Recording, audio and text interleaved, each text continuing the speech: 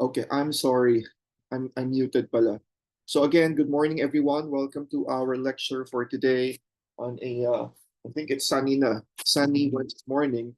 So for today, um I'll be able to present on how you are able to create your statement of the problem and the background of the study.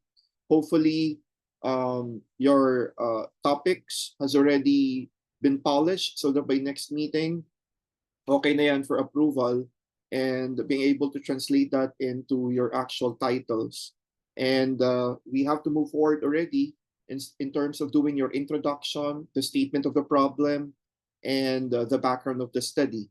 So intro, statement, the background. So you will need to be able to produce three very crucial paper, okay, for this week. Um, and let's begin. I'd like to ask everyone to switch on your camera so we can take a photo for our attendance for this morning.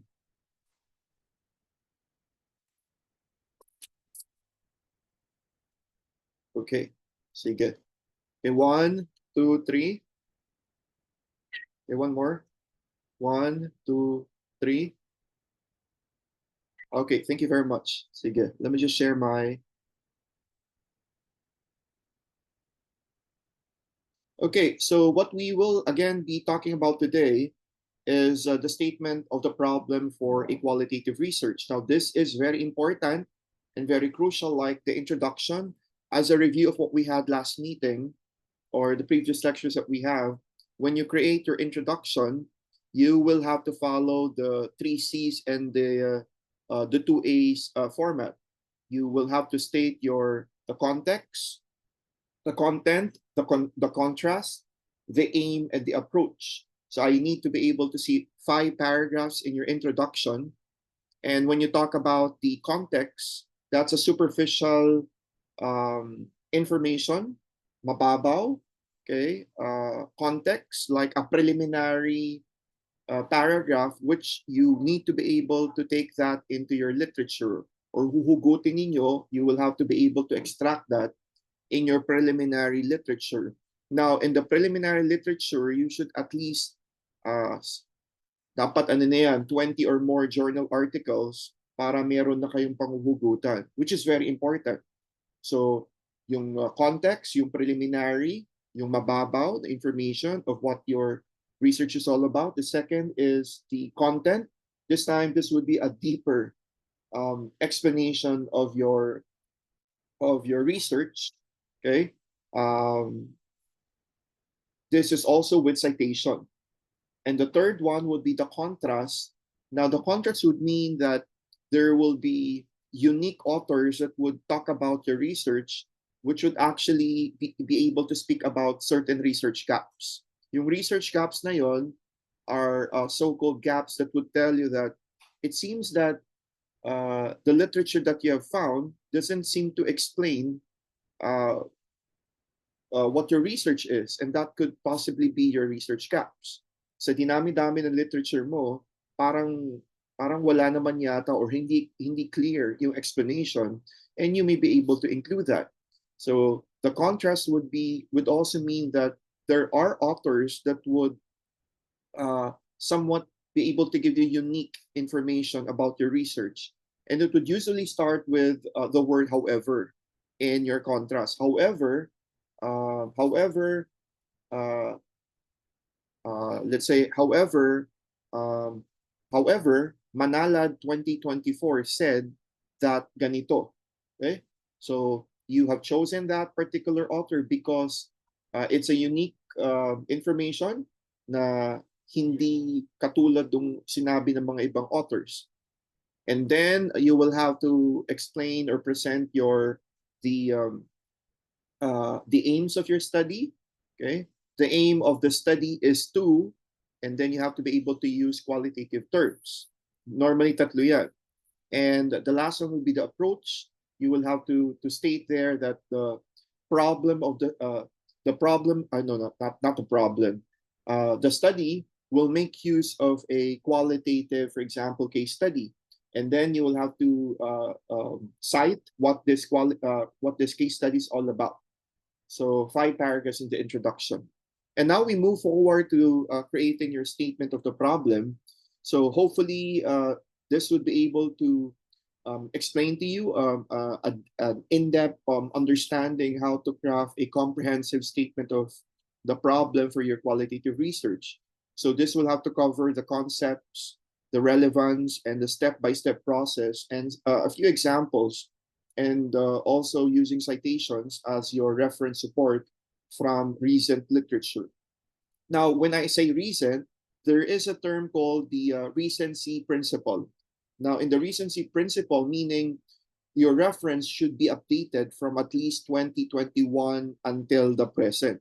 Now, the recency principle would mean that your research is updated, and that would mean that it would be relevant.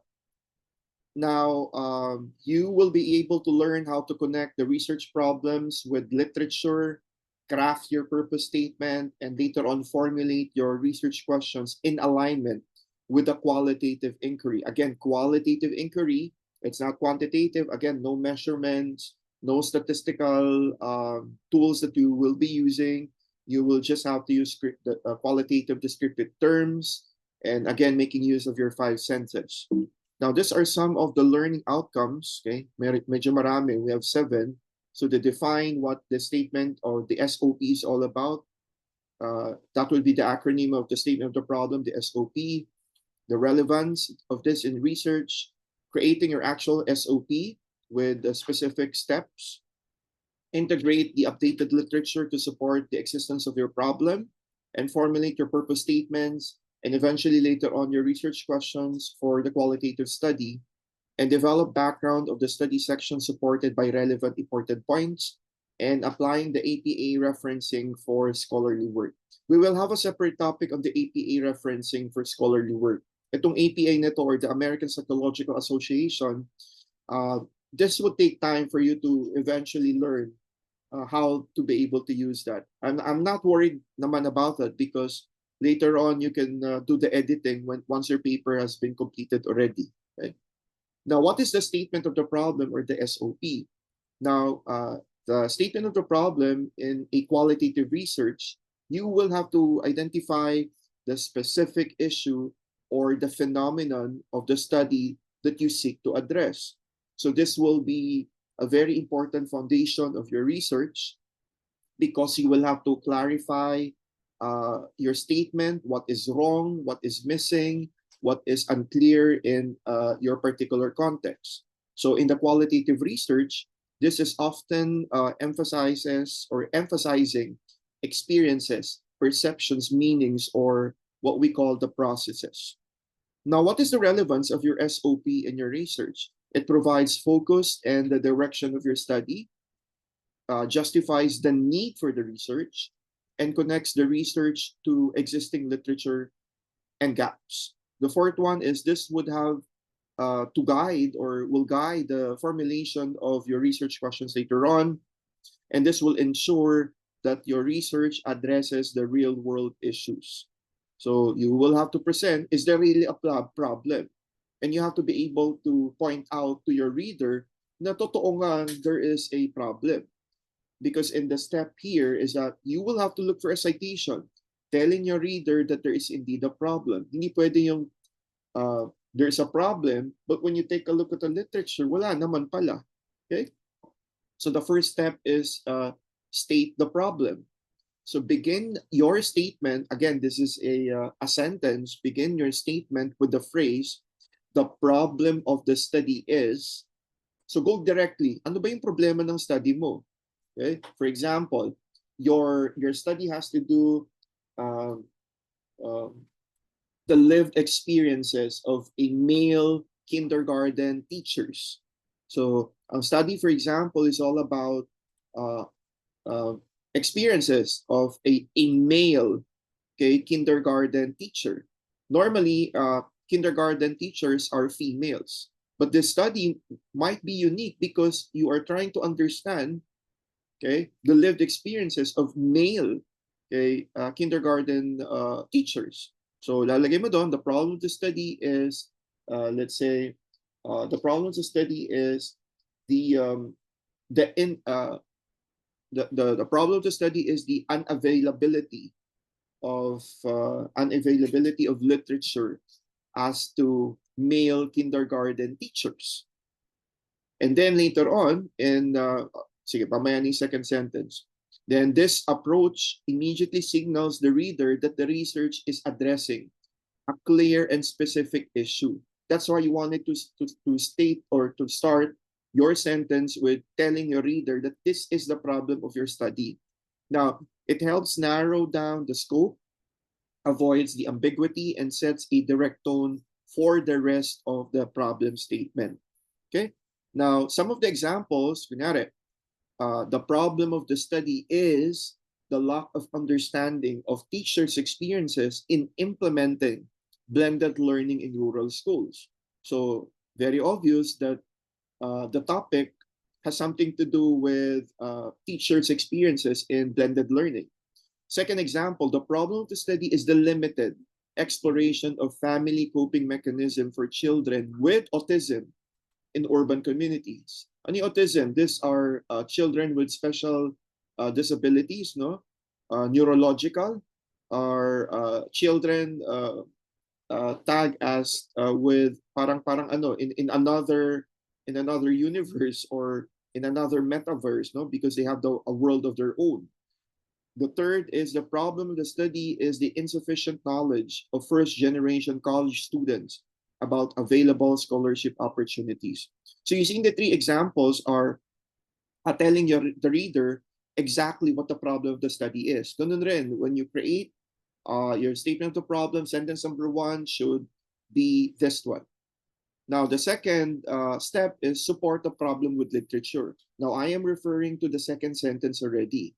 So after stating the problem, you will have to cite the relevant literature to provide that the problem exists. Meaning, patunayan mo that there is really, an issue or a problem. Okay? This strengthens your research justification and connects it in academic discourse or a scholarly. Hindi lang basta sinabi ni, kunyari, sinabi lang nung, let's say, yung tao dyan sa kanto or sinabi lang nung karinderya helper, no? Na ganito yung issue. You cannot do that. You will have to base it on a scholarly work. So use recent studies as the one that I told you earlier. The recency principle should be applied 2021 and above to ensure the relevance of your study. Examples.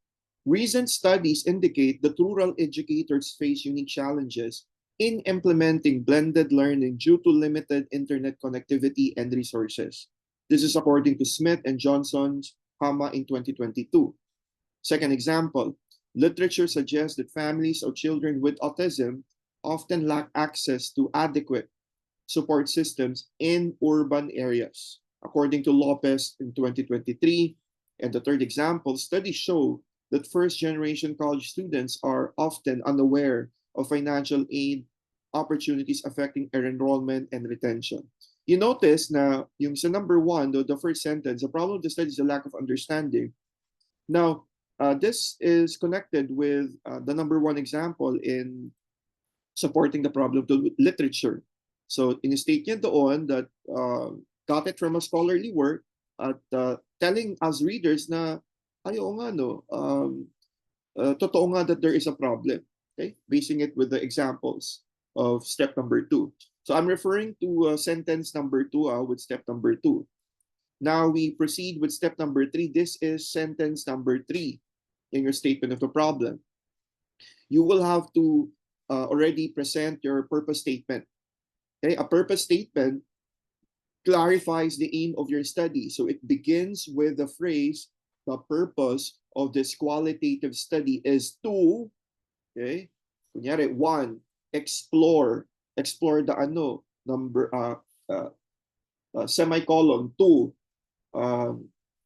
explore, navigate, okay, blah, blah, blah. Then semicolon again, number three, understand, okay, blah, blah, blah. So that is how you do your purpose statement. Remember, the purpose of this qualitative study is to. Huwag nyo nalalagyan ng another word to explore, to understand. Meron na ditong word na to So just indicate the qualitative term. Explore ba yan? Understand? So these are the example. Ito, the purpose of this qualitative case study is, for example, to explore teachers' experiences in implementing blended learning in rural areas. So this is still connected with the previous sentences, no? With one, two, and this is now the third one. So is to, okay, kunyari, ito yung number one, explore teacher's experiences. Semicolon, number two, ano na naman yung pangalawa and yung pangatlo. So these are the other examples in your sentence number three.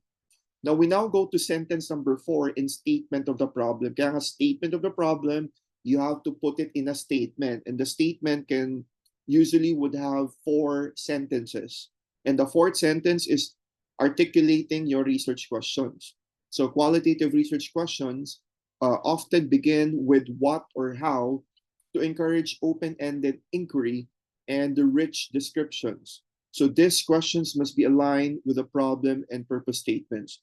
So how do you start your sentence number four or step number four? You state it as this way. The problem of the study will be answered by the following research questions. So please write this down. Stating the fourth sentence in your statement of the problem should be done this way. The problem of the study will be answered by the following research questions. So kunyari, research question number one. What are the challenges faced by teachers in implementing blended learning in rural schools? That's your number two, blah, blah, blah. Number three, for example, what are the challenges faced by teachers? Okay? Kung ano man yun. So you will have to be able to give at least three research questions. Okay, so let me just check. So far, is the statement of the problem on crafting your statement of the problem clear? If it's clear, can you give me a thumbs up, class?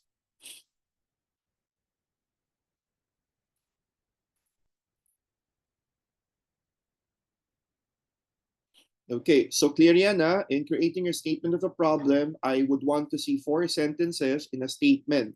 So the first sentence, the problem to study is. The second is you have to look for a citation. Remember the principle of recency. Okay, so the sentence number two, you will have to state there, you will have to cite a reference telling your reader that there is indeed a problem or totoo yung sinabi mo doon. Okay, number three, you will have to indicate your purpose statement. The purpose of this qualitative kunyari, case study ka man, or the purpose of this ethnographic research is to ganyan, ganyan, ganon. The fourth is the research question or the research, yes, the research questions. So you state it as the problem of the study will be answered by the following research questions. 1, 2, and 3. Okay, normally, you should only have three research questions. Wag yung apat kasi masyado ng marami yun. Sir, meron bang nangyari na isa o dalawa? Yes naman, but that will depend later on the approval, of course, of your panel. Okay, so we're done with your statement of the problem and now the background of the study. I think I made mention of this in a prior lecture. Now, immediately after your statement of problem is the background of the study. The background of the study is normally mga 4 to 5 paragraphs. Okay? So the background of the study provides historical, the theoretical, and the contextual foundation of your research. So it situates a problem within a broader academic and practical context. And normally the background of your study is with citation. And Daniel. Okay? So the relevance of the background establishes the context of the research, connects the study to relevant theories and concepts. You will have to demonstrate, or this has to demonstrate the importance of the problem, identifies the research gap, and builds credibility for the research approach. Now, these are the 7 steps in creating your background of the study. Of course, dapat yan, may topic na. Okay, so you could come up with a brief introduction, okay, on the background of the study. And then also a historical background. You have to explain the key concepts and the relevant literature, highlight the research gap kung meron man kaagad nakita, and link the problem to the purpose of the study, and summarize the transition to the problem statement. So examples of the of background with study and qualitative research: the rise of blended learning has created new challenges for rural educators, particularly in areas with poor internet access.